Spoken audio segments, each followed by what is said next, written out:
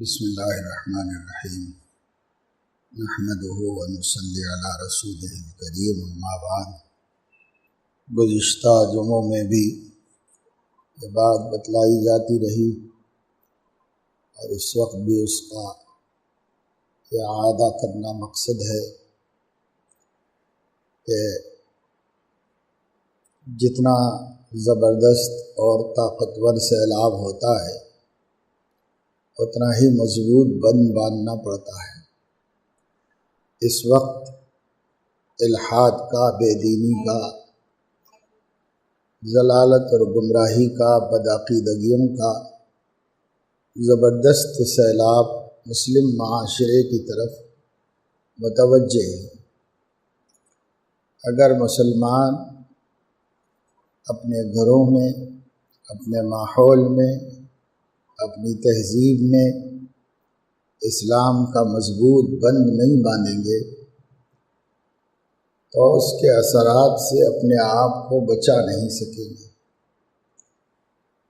کچھ دین کی شکلیں اور کچھ دین کا تصور ہمارے اندر نظر بھی آ رہا ہے تو بھی اگلی نسلوں میں اس کا تسلسل نہیں ہو سکے گا، وہ آگے برقرار نہیں رہ سکے گا۔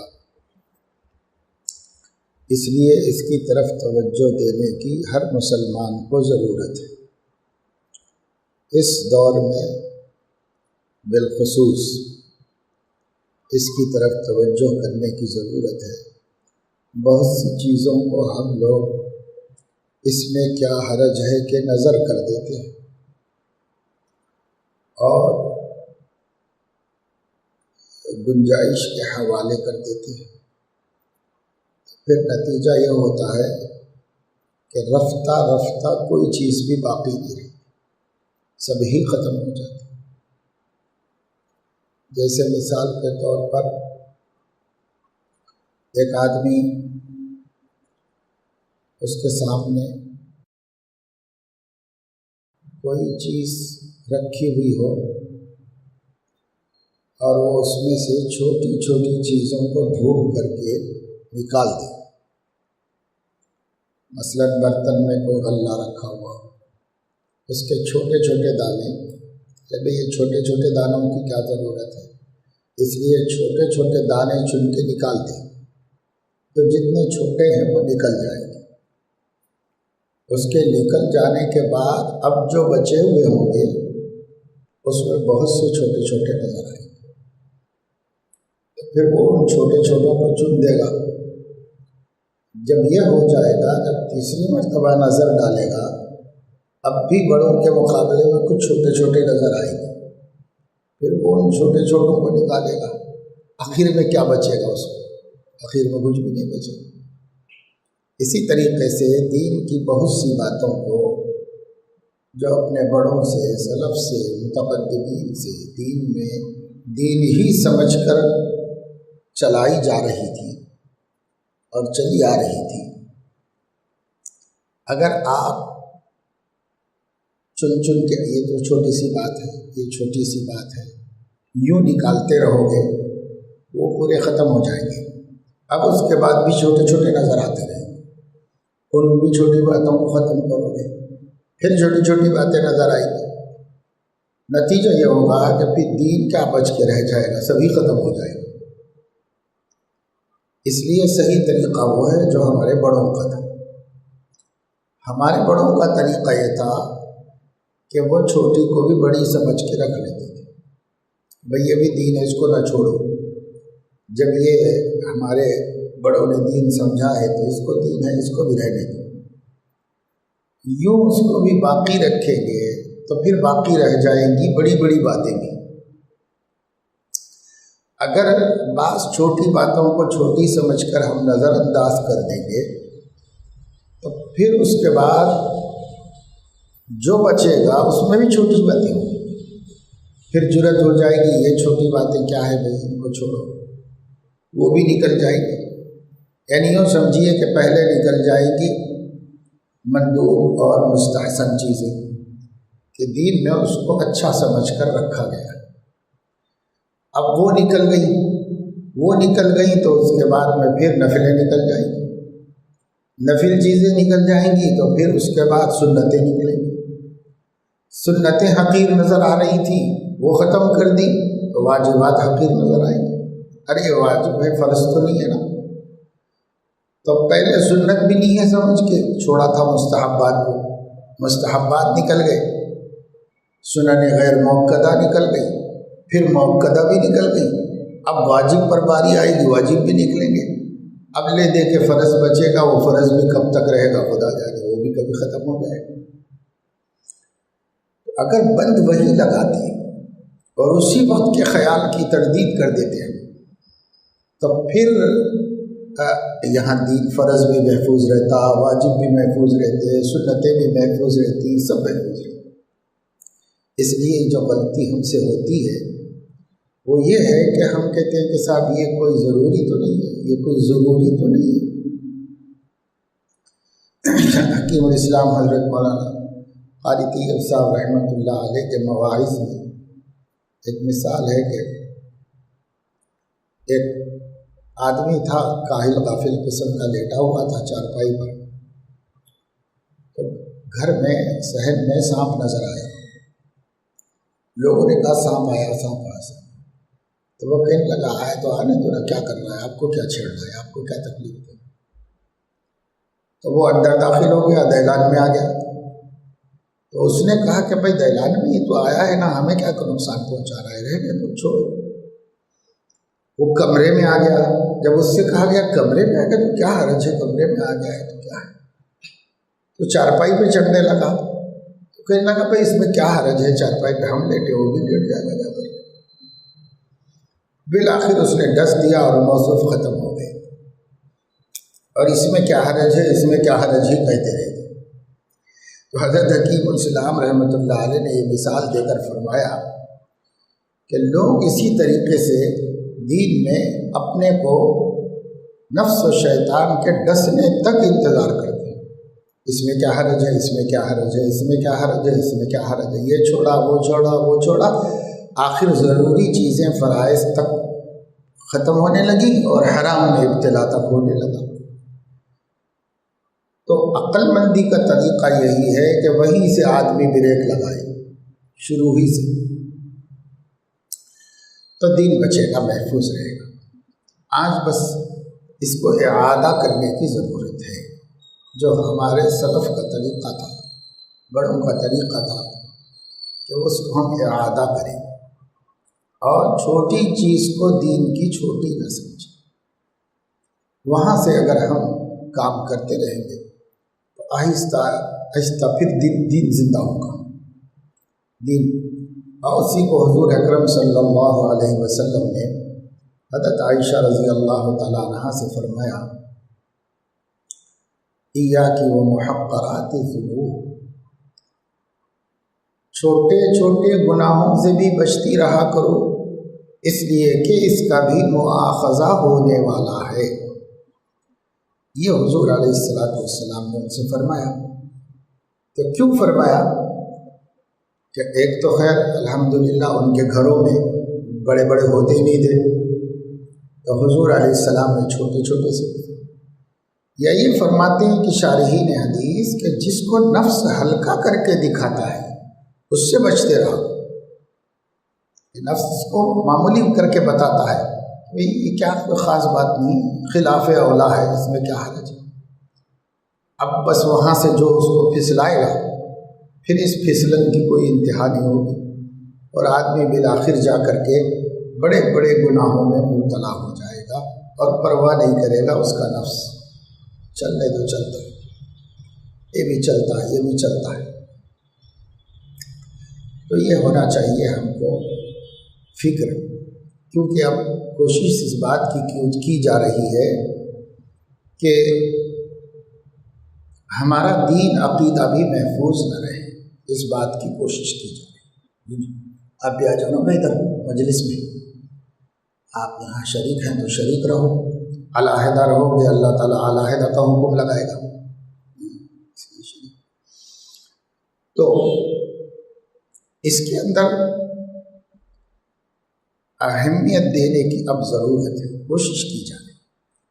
میں کل کہیں جا رہا تھا، یہی شہر میں ہی کسی جگہ پر، ادھر بڑی بلڈنگ کے اوپر کوئی غیر مسلم کمپنی سیمنٹ کی ہے، اس غیر مسلم کمپنی کے سیمنٹ کا ایڈورٹائز ایسے بورڈ لگا ہوا تھا بڑا سا، نام تو وہی لکھا تھا، کوئی سیمنٹ ایسے سیمنٹ لکھا ہوا تھا، لیکن اس پر رومن میں ایسا لکھا ہوا تھا کہ اوپر والا سب کچھ دیکھ رہا ہے، یہ لکھا ہوا تھا۔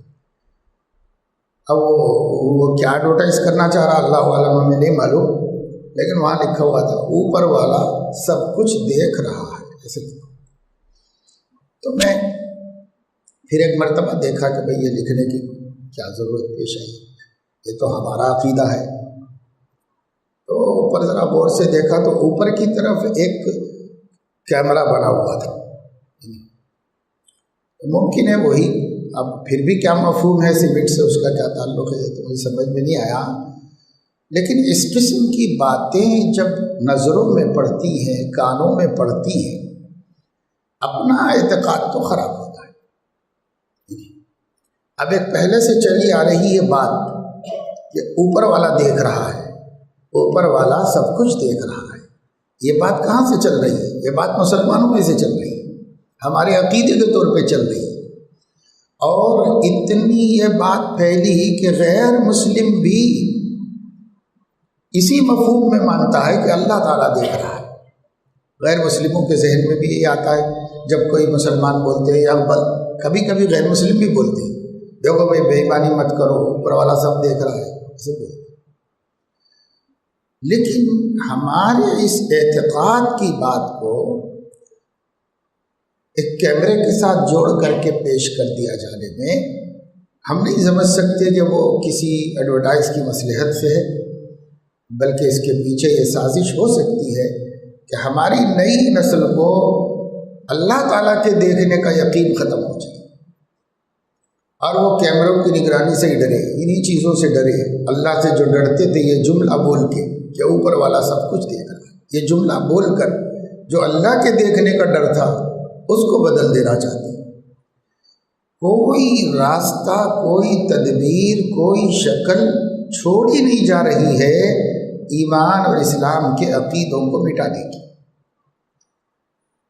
ہم نہیں سمجھ سکتے کہ کوئی اتفاق ہے، ہم نہیں سمجھ سکتے کہ اس کے ذہن میں نہیں ہوگا کچھ بھی، بہت کچھ سمجھ کے، بہت کچھ سوچ کر ایسے جملے ایڈورٹائز میں، تجارت میں، کاروبار میں، تعلیم میں، ہر جگہ لائے جا رہے ہیں کہ آپ کا عقیدہ آپ کے بچوں سے چھین لیا جائے،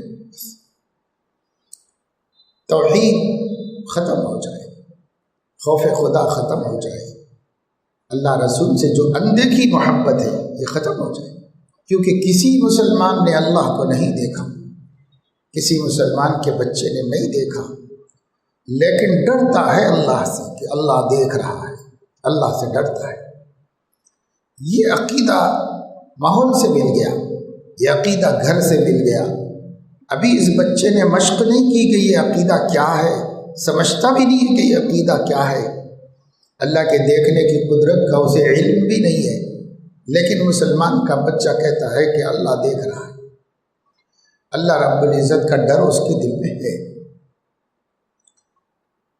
اب یہ جو چیزیں کم سے کم ہمارے بڑوں کے ماحول سے ہمیں مل گئی تھی، اب کوشش یہ کی جا رہی ہے کہ ہمارے بچوں کو اس ماحول سے بھی نہ ملے، تعلیم میں سے تو ختم کر دی گئی، ماحول سے بھی نہ ملے، تو ماحول میں جو باتیں تھیں ان کے بھی دوسرے مفہوم بنا دیا جائے، ان کو بھی دوسری چیزوں کی طرف رد دیا جائے، اور مغیبات کے عقیدوں کو مشاہدات سے جوڑ دیا جائے، اور جوڑ کر غیب کا قصہ ختم کر دیا جائے۔ یہ سازشیں ہیں، یہ کوششیں ہیں، اور یہ جملے بولے جا رہے ہیں، اتنی باتیں گانے کی شکل میں کفر کی و شرک کی آگئی، کتنی باتیں سلیبس میں ایک لیسن کی شکل میں آ گئی، کہنے کو ایک سبق پڑھایا گیا ہے، حساب کا سبق پڑھایا گیا ہے، کہنے کو ایک سائنس کا سبق پڑھایا گیا ہے، کہنے کو ایک فزکس کا سبق پڑھایا گیا ہے، لیکن اس کے لیے بھی تعبیرات چن چن کر ایسی بنائی گئی ہیں کہ ہمارے بچے کا غیب سے تعلق ختم ہو جائے، آخرت سے ختم ہو جائے، اللہ کی ذات عالی سے اس کا کوئی لنک ہے یہ ختم ہو جائے۔ تو تھوڑا بہت گھر میں کہہ سن کے آپ عقیدہ دے رہے تھے، وہ بھی مٹایا جا رہا ہے معاشرت کے ذریعے سے، سماج کے ذریعے سے۔ لیکن میرے دوستو، افسوس کی بات تو یہ ہے کہ وہ لوگ جو بیچارے بے خبر ہیں، ہم ان کا کیا رونا روئے۔ ہم جو دین پسند ہیں، دین دار ہیں، ہمیں بھی اس کا شعور نہیں ہے۔ بے شعوری میں ہمارا گھر بھی برباد ہو رہا ہے، جل رہا ہے، ہمیں پتہ نہیں۔ اگر شعور ہوتا تو غور کرتے، تفکر کرتے، سوچتے ہر چیز سے کیسے گھر کو بچایا جائے۔ یہ چنگاری ادھر اڑ رہی ہے، یہ آگ ادھر لگ رہی ہے، لیکن ہمارا گھر بھی یہیں پر ہے، ہم زد میں آ سکتے ہیں۔ ہمارے اپنے گھر کو کیسے بچایا جا سکتا ہے؟ الحاد پروف گھر کیسے بنایا جا سکتا ہے؟ زندقہ پروف گھر کیسے بنایا جا سکتا ہے؟ اس گھر کے بچے جو پل کے بڑے ہو رہے ہیں، یہ بچے الحاد سے متاثر نہ ہوں۔ یہ بچے جو الحاد اسکول ایجوکیشن کے ذریعے لایا گیا اور اب آئندہ لایا جا رہا ہے، خطرناک قسم کا الحاد لایا جا رہا ہے، اسے ہندو تہذیب کا نام نہیں دیا گیا ہے، اسے بھارتیہ تہذیب کا نام دیا گیا ہے۔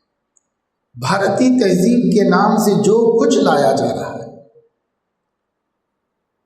جس پر ابھی عمل نہیں شروع ہوا، عملی طور پر کام شروع ہوگا، ہم رہیں گے نہیں رہیں گے، لیکن ہماری نسل اس کے سامنے ہے، زد میں ہے، ہماری اولاد اس کی زد میں ہے، وہ اس سے متاثر ہونے والی ہے، بچ نہیں سکتی۔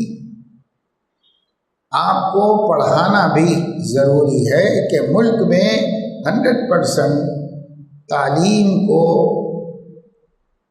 ٹارگٹ کیا گیا ہے۔ سارا ملک پڑھا لکھا ہو، کوئی بھی اس کے اندر ان پڑھ نہ ہو، جاہل نہ ہو، اس کو ٹارگٹ کیا گیا ہے، اور اس کے لیے بہت آسان، بہت مناسب، بہت موزوں طریقہ کار بنایا گیا ہے۔ وہ سب چیزیں قابل تعریف ہیں، قابل اطمینان ہیں، لیکن اس میں بھارتی کلچر کو شامل کر کے، یہ تصور دے کر کے ہر بھارتی کو بھارت کے کلچر سے محبت ہونی چاہیے، لہذا نسلوں میں بھی اس کو پیدا کرنا چاہیے، لہذا اسکول ایجوکیشن میں کمپلسری بھارتی کلچر کو شامل کیا گیا ہے۔ تو آپ کے بچوں کو بھی پڑھنا ہے، ہمارے بچوں کو پڑھنا ہے، سب کو پڑھنا ہے، اسکول جانا ہے، پڑھنا ہے، اور جب پڑھنا ہے تو خالی پڑھنا نہیں ہے، وہاں پر بھارتی تہذیب کے نام پر ہندوانی تہذیب سے آراستہ ہونا ہے۔ نصاب میں بھی دماغ کو اپیل کرنے والا اپنا کلچر تھوپا گیا ہے، اور بچوں کی جو جنرل ایکٹیویٹیز ہیں اس کے اندر بھی بھارتی تہذیب کے نام پر اپنا کلچر تھوپا گیا ہے۔ یہ چیز ہمارے بچوں کے اندر سے توحید کی روح کو نکالتی ہے، اس لیے کہ بھارتی تہذیب کے نام پہ جو کچھ لایا گیا ہے وہ شرک سے تعبیر ہے۔ ہمارے ہاں وہ ایک ایک ادا توحید کے مغائر ہے۔ تو یہ مشرکانہ تہذیب میں رہ کر بچے کو پڑھنا ہے، بچی کو پڑھنا ہے۔ آپ نہیں بول سکتے کہ بھائی ہمارے بچے کو ہم نہیں پڑھائیں گے، ہم سرکاری اسکول میں نہیں پڑھائیں گے، آپ یہ نہیں بول سکتے۔ پرائیویٹ میں پڑھاؤ، مگر پرائیویٹ اسکول بھی پابند ہے اسی کا، اس کو بھی وہی پڑھانا ہے۔ تو اب کہاں لے جائیں گے اپنے بچوں کو؟ جاہل رکھیں، جاہل رہنے کی بھی اجازت نہیں ہے۔ بھارت میں رہنا ہے تو پڑھنا پڑے گا۔ تو کس بل میں جا کر آپ ایمان بچائیں گے؟ کہاں جا کر اپنا دین چھپائیں گے؟ اس کے لیے ایک راستہ بچا ہوا ہے، صرف ایک راستہ، وہ یہ کہ ہمارے گھر کے اندرونی ماحول جس پر ابھی تک حکومت نے کوئی دخل نہیں دیا ہے، اور ابھی تک حکومت نے کوئی پلان بھی نہیں دیا ہے کہ گھر کے اندر میں ہم یہ دخل دے دیں، اس کا کوئی پلان بھی نہیں، اور فی الحال دخل بھی نہیں ہے اور فی الحال کوئی پلان بھی نہیں۔ آپ اپنے دروازے میں داخل ہو کے دروازہ بند کر لیں تو کوئی بھی آپ کی اس حکومت میں دخل نہیں دے رہا ہے۔ آپ اپنی اس مملکت کو، اس حکومت کو، اس سلطنت کو، اس شہر کو 100% سنت والا ماحول دے دیں، اتنا کر لیں جہاں کسی کا دخل نہیں۔ تو بچے اگر وہاں سے یہاں آئیں گے تو ڈفرینٹ کلچر تو دیکھیں گے، وہ کہیں گے وہاں کچھ اور ہے، یہاں کچھ ہے ہمارے گھر میں۔ پوچھیں گے کہ اماں یہاں ایسا ہے، وہاں ویسا ہے، اماں بتائے گی، ابا بتائیں گے کہ نہیں بیٹا یہ اپنا دین ہے، اپنے نبی کا طریقہ ہے، ہمیں اسی سے محبت کرنا ہے، اسی پہ جینا ہے، اسی کو سینے سے لگانا ہے۔ اب وہ جو کچھ ہے وہ ہماری مجبوری ہے کہ ہمارے علم کے ساتھ اسے ٹھوس آ گیا ہے، تھوپ آ گیا ہے، تو شاید کم سے کم دل میں تو رہے گا کہ ہم غلط چل رہے ہیں، اور اتنا بھی لے کے جائیں یہاں سے تو مغفرت کی، نجات کی امید اللہ سے کیجیے۔ اور اگر وہ عظمت اپنے دین کی 100% نکل جائے، اسی چیز کی عظمت دل میں آ جائے، اہمیت آ جائے، اور ہم اپنے دین کو حقیر سمجھتے ہوں اپنے دل میں بھی، اور دنیا جس ریت پہ جا رہی ہے اسی کو اپنے دل میں عزت اور فخر کی چیز سمجھتے ہوں، تو یہ لے کر جائیں گے تو اللہ کے سامنے ہم کیا لے کر جائیں گے جس سے مغفرت و بخشش کی امید کی جا سکتی۔ تو اس وجہ سے حالات بہت زیادہ دور تو نہیں ہے، کیونکہ جو چیزیں منظور اور پاس ہو گئی ہیں اسے نافذ کرنے اور عمل میں لانے اور مشنری کے حوالے کرنے کی دیر ہے بس۔ جب سیکریٹریٹ کے حوالے ہو جائے گا، مشنری کے حوالے ہو جائے گا تو سب لوگوں کے اوپر نافذ ہو جائے گا، شعبہ تعلیمات اس کو لے لے گا، حکم آ جائے گا وزیر تعلیم کے ذریعے، بھائی یہ ترتیب ہے، اس پہ چلنے ہیں سارے ملک کے اسکول، فوراً آ جائے گا اس پر عمل۔ حکومت کے پاس قوت نافذہ ہے، طاقت ہے، اقتدار ہے، پیسہ ہے، سب ہے۔ سلیبس چھپنے میں کتنی دیر لگے گی، نظام بنانے میں کتنی دیر لگے گی، ایک حکم جاری ہوگا اور سارے اسکول والے اٹینشن ہو جائیں گے، اپنا کام بدل دیں گے، ترتیب بدل دیں گے، سب بچے اس کے متاثر ہو جائیں گے۔ کتنی دیر لگے گی اور کون سے؟ اندازہ یہ ہے کہ یہ لوگ اپنی میعاد کو ختم کرنے سے پہلے اس پر عمل کرا دیں گے، تو ہمارے لیے برس 2 برس کی مہلت نہیں ہے ہمارے سامنے۔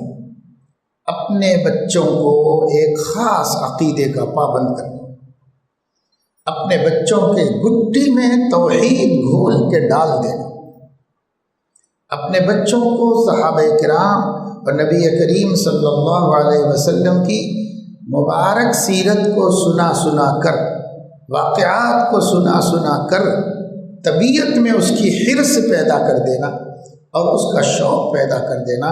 اب اس کے بعد باہر سے کوئی کتنا بھی ان کا دماغ بنائے، وہ اندر جو ہم نے جڑیں بنا دی ہیں وہ متاثر نہ ہوگی۔ یہ کام کرنا کون کرے گا بھائی؟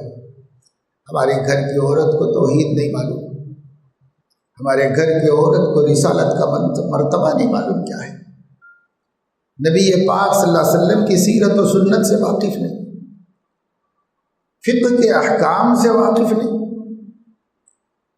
تو یہ مائیں اور یہ باپ جو خود بے خبر ہے وہ اپنے بچوں کو باخبر کیسے کر سکتا ہے؟ وہ اپنے بچوں کو کیسے اس سے واقف کر سکتا ہے؟ تو پرابلم آئے گا، لیکن ارادہ کریں تو وہ پرابلم حل کرنے کے راستے نکلیں گے۔ جس کو فکر ہوگی ہر مسئلہ حل ہو رہا، دنیا کے سارے مسائل حل ہو رہے، تو اب ایک دین ہی کا کھیل ہو سکے گا۔ اللہ نے عقل دی ہے، سمجھ دی ہے، سب کچھ دیا ہے،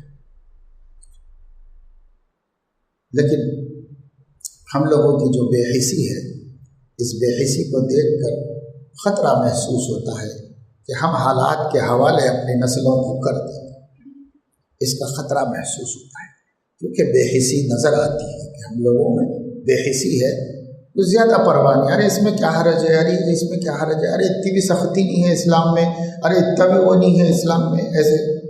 تو ابھی کہاں تک میں نے شروع میں بتایا کہ بات پہنچے گی فرض واجب تک پہنچ جائے گی اسی طریقے سے۔ حالات ایسے نہیں ہیں، زمانہ ایسا نہیں ہے، اب حکومت سے ہم ٹکر نہیں دے سکتے، یہ نہیں کہتا کہ ہر جگہ شکست ہی کھانا۔ تو جو شکست خوردہ ذہنیت ہے، یہ ذہنیت کیسے فتح کرے؟ کم سے کم حالات ہی ہمارے اندر جرأت پیدا کر دے، ہمت پیدا کر دے، اور ہم حالات کا مقابلہ کرنے والے بن جائیں۔